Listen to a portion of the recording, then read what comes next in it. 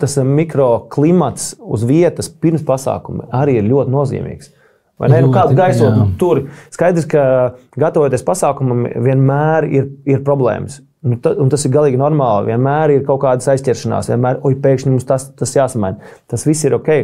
Un to var, ja ir kaut kādas tādas augstāku toņu, decibelu diskusijas, to var risināt kaut kur atsevišķi. Jo iesaistīti ir ļoti daudz cilvēku.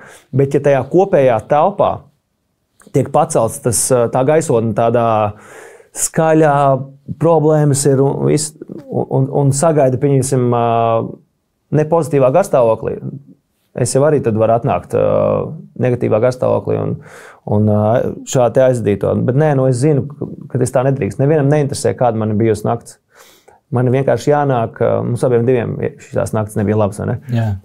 Bet man bija sarunāts ar tevi, nākt runāties, jānāk runāties un jābūt ir smaidīgam, enerģiskam. Tur nav variantu. Tas ir mans darbs.